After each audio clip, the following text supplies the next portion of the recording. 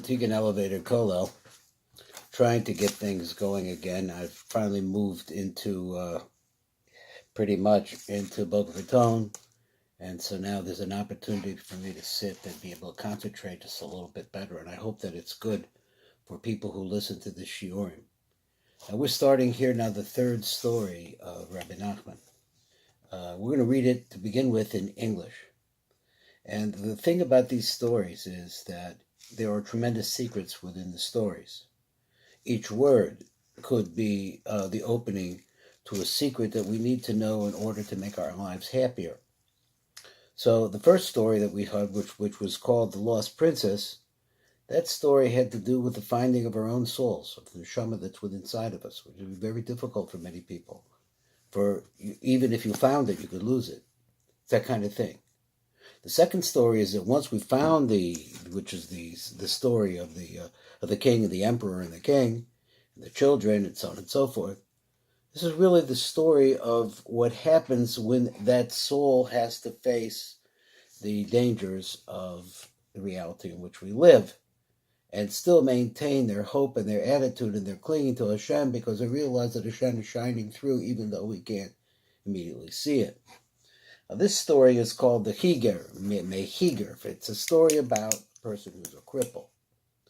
Now, I'm going to read the story in English.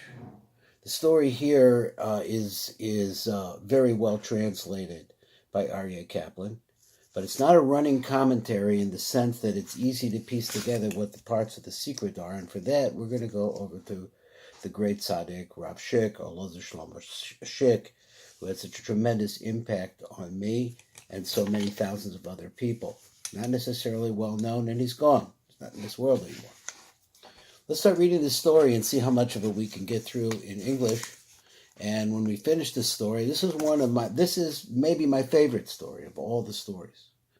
It's one of the wildest stories that I think anybody could ever listen to. So once there was a wise man. Before he died, he summoned his sons and his family and told them that they must water trees. You may also earn a living in other ways, but you will also be careful to water trees. That the wise man died, leaving behind sons. He had one son who could not walk. He could stand, but he could not walk.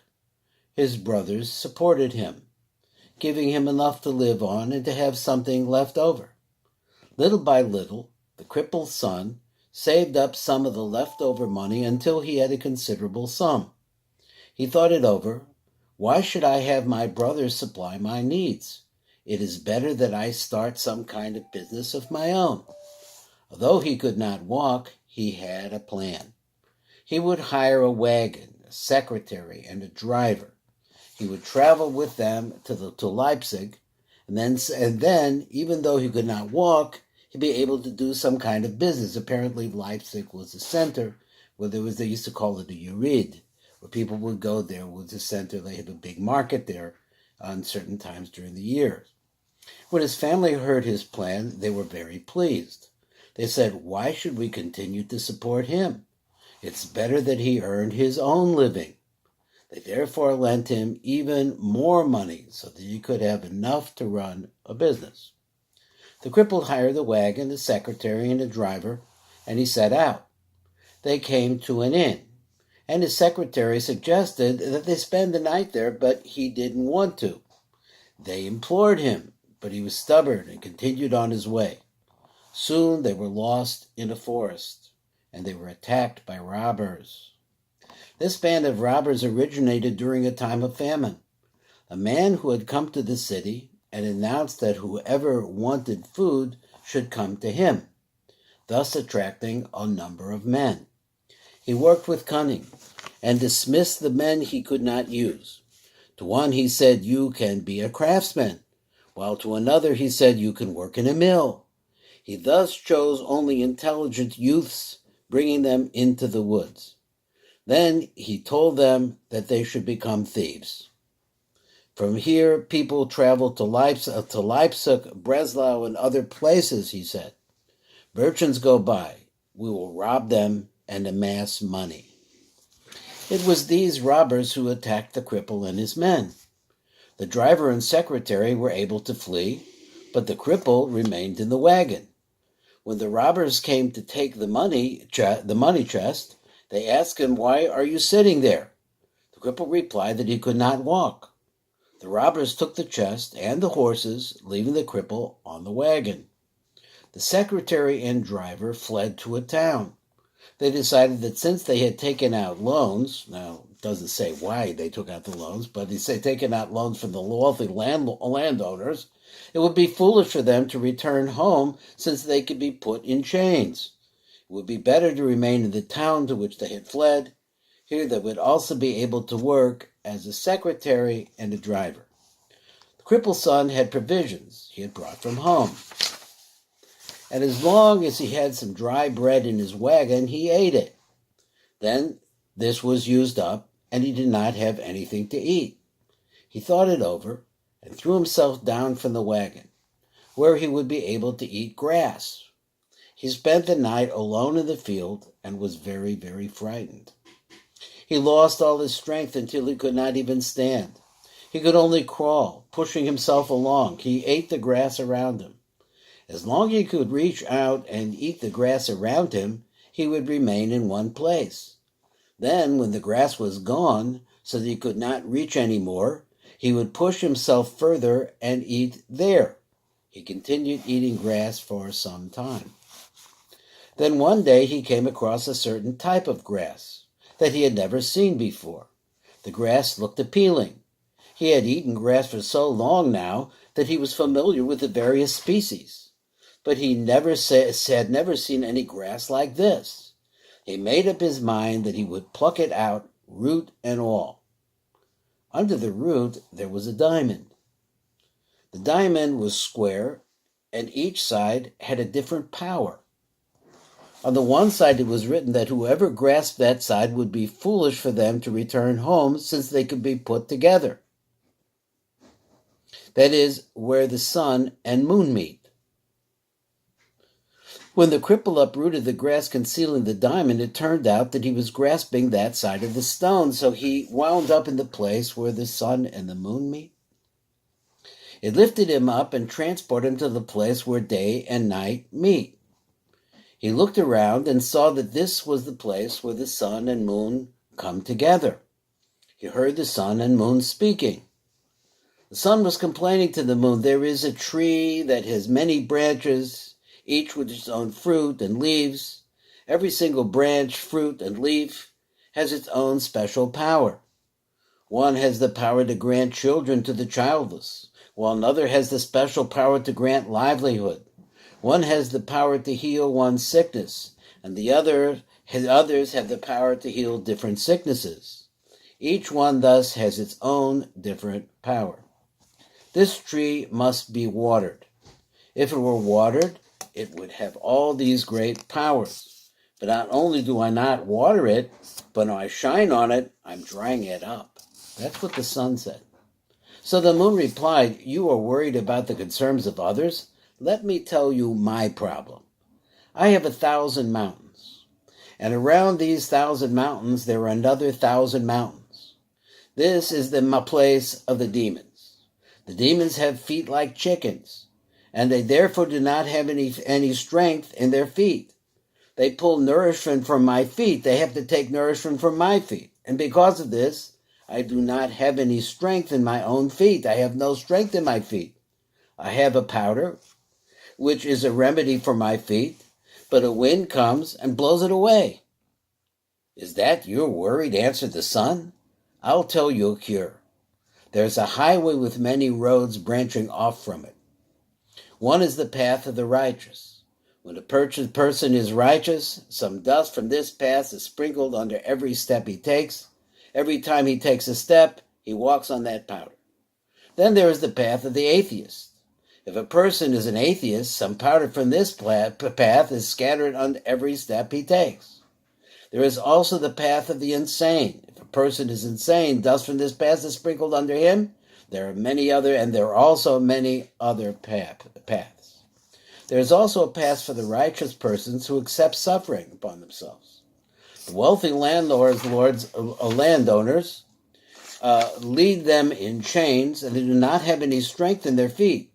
Some powder from this path is scattered under their feet, and this gives their feet strength. You must therefore go there. There's plenty of powder, and it will be a remedy for your feet. The cripple heard all of this.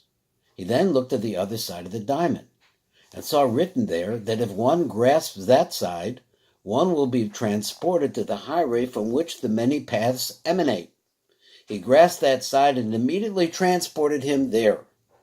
He placed his feet on the path containing the power that was a remedy for the feet, and he was immediately healed. He then took powder from all the paths, tying it into bundles. He made one bundle of powder for the path of the righteous by itself. He did the same with the powders from the other paths, and he took them all. He then decided to go back to the forest where he had been robbed. When he came there, he chose a tall tree near the path along which the robbers went out to plunder. He took some powder of the righteous and powder of the insane, mixed them together, and scattered it on the path. He then climbed the tree and sat there, waiting to see what would happen. A group of robbers who had been sent out by their leader to plunder set out. They came to that path, and as soon as they stepped on the powder, they became righteous. They began to cry out for their souls, since they had previously robbed and killed so many people. However, because the powder was mixed with the powder of the insane, they became insane saints. They began to fight with one another. One said, "It was because of you that we stole." The other said, "No, you caused us to steal." This went on until they had all killed one another. The leader sent out another group, and the same thing happened. They killed one another just as before. This happened again until all the robbers were killed. The ex-cripple realized that none of the robbers remained, except for the leader and one other man. It's not clear what that means. The ex-cripple climbed down from the tree and swept away the powder that he had placed on the path. Then he spread pure powder of the righteous and went back to sit on the tree. The head robber was curious, since he had sent out all of his robbers, and not a single one of them had returned. He therefore set out with the one who remained with him. As soon as he came to the path where the ex-cripple had scattered the pure powder of the righteous, he became a saint. He began to cry out for his soul to his companion, because he had killed so many people and robbed so much property. He tore out graves and repented with great remorse. What does tore out graves have to do with this? When the ex-cripple who was sitting in the tree heard that the head robber was so remorseful and repentant, he climbed down from the tree. Seeing him, the robber began to cry out, "Woe to my soul! I have committed so many crimes. Give me a way to repent." "Give me back the chest that you stole from me," replied the ex-cripple. The robbers had kept a record of everything that they had stolen, including the day and the victim. "I will return it to you immediately," said the chief robbers. "I will give you all the other wealth that I stole, but just give me a means of repentance." "There is only one way that you can repent," said the ex-cripple. "You must go to the city and confess. I am the one who made the announcement way back then, and I caused many men to become robbers. I have robbed and killed many people. This is your repentance." The chief robber gave him all his treasures and went with him into the city, doing as he had said. Since the robber had killed so many people, the people of the city sentenced him to be hanged as an example. Ta-da! The ex-cripple then made up his mind to go to the 2,000 mountains that the moon had mentioned to see what was happening there. When he got there, he stood at a distance. From the 2,000 mountains, he saw thousands and myriads of demon families. They have children just like human beings, and therefore they are very numerous. He saw their leader sitting on a throne. No human being ever sat on a throne that looked like that. He also saw them joking about the mischief that they had done. One said he had harmed a child, another that he injured someone's hand, and another that he had injured someone's foot. They all joked in other ways the same kind of thing about how they had hurt others. Then he saw a father and mother demon weeping. "Why are you weeping?" the demons asked. They replied that they had a son who often would take trips, but he would return at a fixed time. But now he had been gone a long time and had not returned. The parents were brought to the king of the demons, and he commanded that messengers be sent all over the world to find their lost son. When the father and mother were returning from the king, they met a demon who had gone together with their son. He was their son's friend, and they had set out together. But now that they met him, he was alone. What happened to their son? "Why are you crying?" asked the friends. They told him that their son was missing. He replied, "I will tell you. We had an island in the sea which we had made our base. The king who owned this island decided to build it up, and he began to lay the foundations. Your lost son said to me, 'Let's hurt the king.' With that, we went and took away the king's strength. The king went to physicians, but they could not help him. Then he began to seek advice from sorcerers. There was one sorcerer who knew your son's family. He did not know my family, so he did not do anything to me.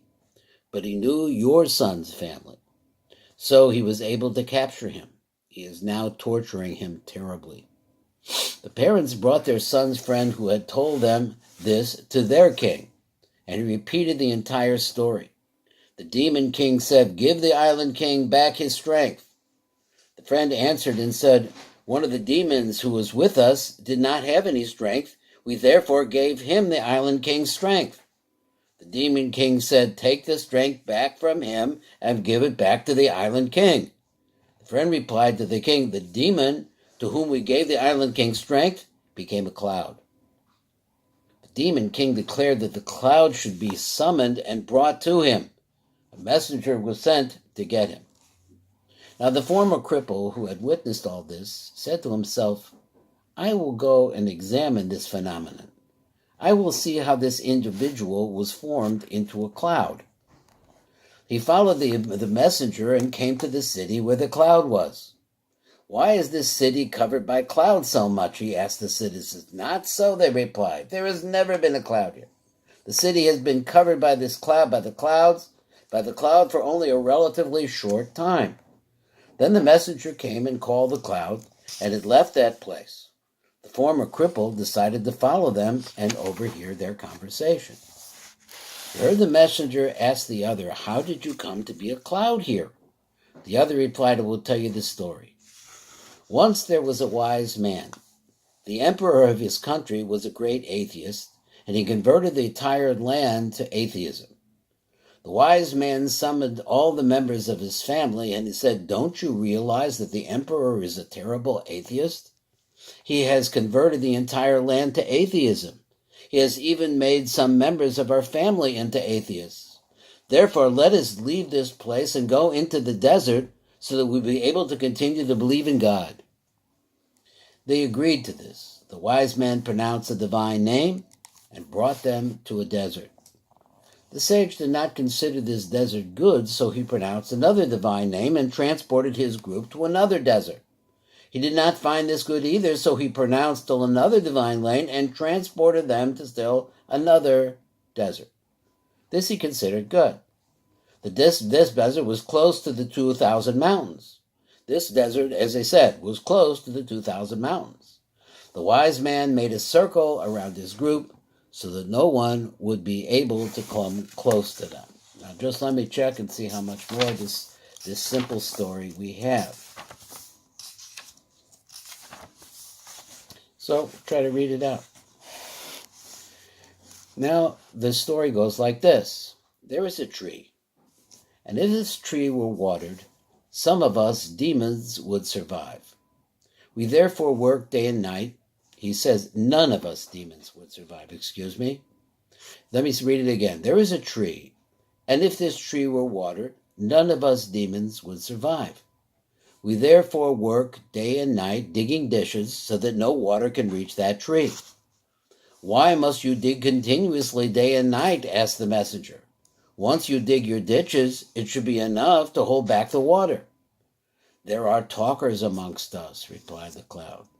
"These talkers go and make strife between one king and another, causing wars.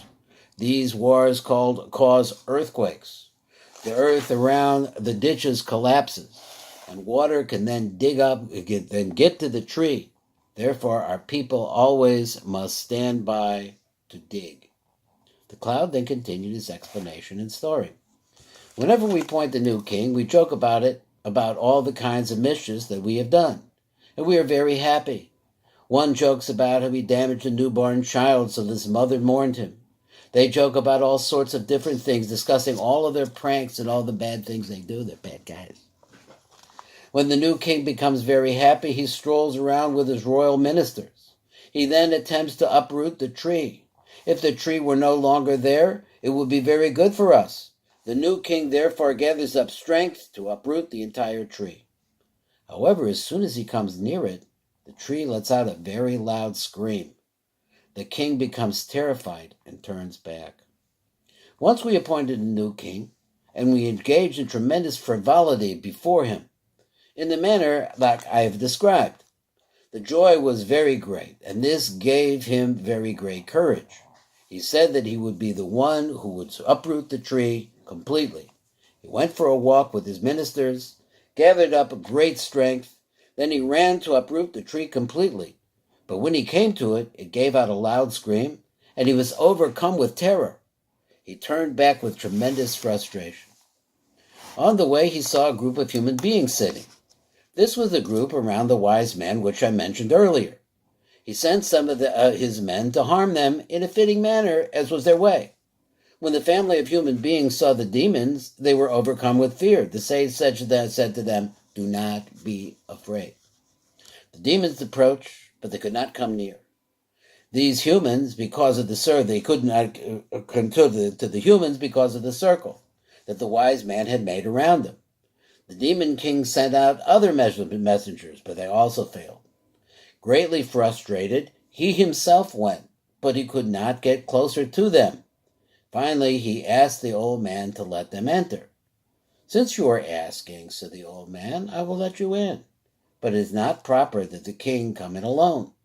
I will let another individual come in with you."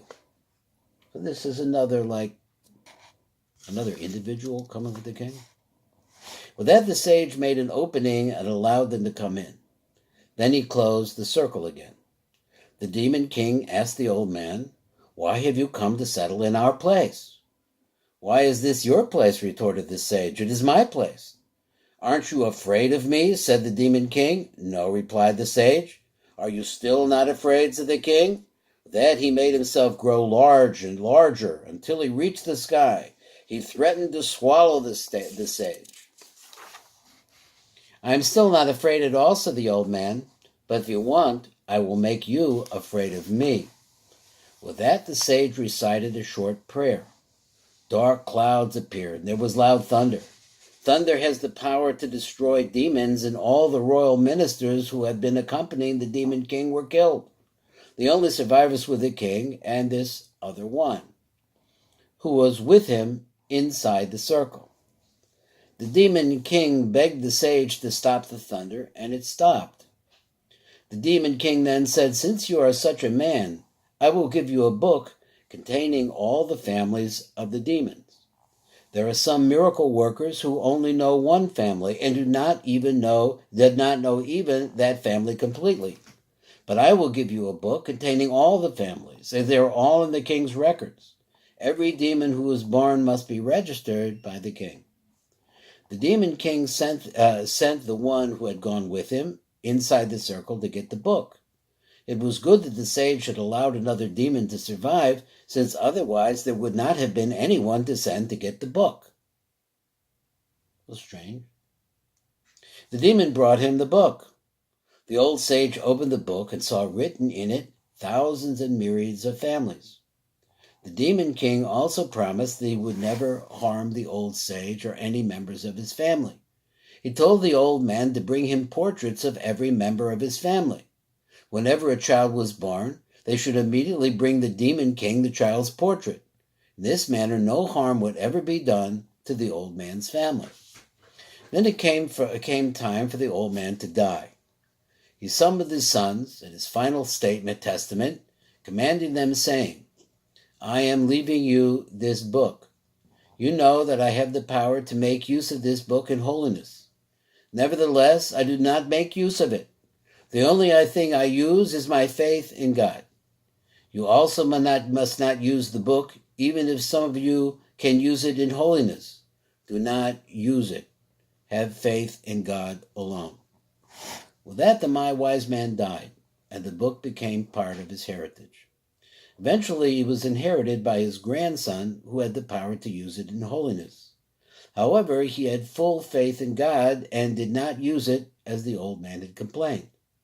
The talkers amongst the demons tried to tempt the old man's grandson.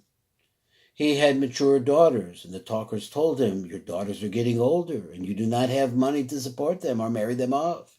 You should therefore make use of this book. The grandson did not know that the talkers were tempting him. He thought it was in his heart. He thought it was his heart that was giving this advice. But he traveled to his grandfather's grave and asked him, You left orders in your will that we not use this book, that we only have faith in God. But now my heart is tempting me to use it. The deceased sage answered, Even though you have the power to use it in holiness, it is better for you to have faith in God. Do not make use of it. God will help you, he complied. Then one day the king of the land, where the old man's grandson lived, became ill. He went to physicians, but they could not cure him. The land was very hot, so the remedies did not help. The king then decreed that the Israelites should pray for him. Our demon king said, The grandson has the power to use this book in holiness, but he refrains from using it. Therefore, we should do something for his benefit. With that, the king commanded me to become a cloud there. The human king would then be healed by the remedies that he had taken earlier, and those he would take later. The sage's grandson did not know anything about all this. This is the story of how I became a cloud. Here. That's why I became a cloud. It seems like I became a cloud so it shouldn't be so hot, and so that the remedies would work, something like that. I'm a little lost in which king we're talking about. This was a story that the cloud told the messenger. The former cripple followed them and listened. The cloud was brought to the demon king. The king ordered that the cloud's strength be taken and given back to the island king as it was done, and it was done. The demon's son was then able to return to his parents. The demon's son came back, worn out and in great pain. He did not have any strength, since he had been tortured very much there. He was very angry at the sorcerer who had tortured him so much, and he left orders to his sons and their families that they should always lie in wait to trap the sorcerer. Talkers among the demons went and told the sorcerer to watch himself, since the family was lying in wait for him. The sorcerer made use of his devices to protect himself from them, and also sought the help of other sorcerers who knew other families. The demon's son and his family were very furious at the talkers for revealing their secret plans for revenge to the sorcerer. Once this son's family and some talkers were going to serve a term of duty for the demon king. The family fabricated a false accusation against the talkers, and the king killed them. The surviving talkers were very angry, and they incited rebellion against all the kings. The demons were stricken with hunger, weakness, sword, and plague. There were wars among the kings, and this caused earthquakes. The ditches fell in, and the tree was completely watered. All the demons were then destroyed, and nothing remained of them. Amen. The Rebbe ends with this: Happy is the man who does not walk, does not stand, and in the place of jokers does not sit. Jokers mean scoffers, people who deny Kedusha. He shall be like a tree planted on streams of water. This entire story is alluded in the first Psalm, Psalm number 1, and apparently it's the first two psukim. He who has eyes should see, and he who has a heart should understand what is happening in this world. So it's a really strange story. I hope you enjoyed the outlines of the story, and this is the basic of the story. We'll go over it again, but the next time we do this, we'll be working on the Pirush of Rav Shik. Thank you.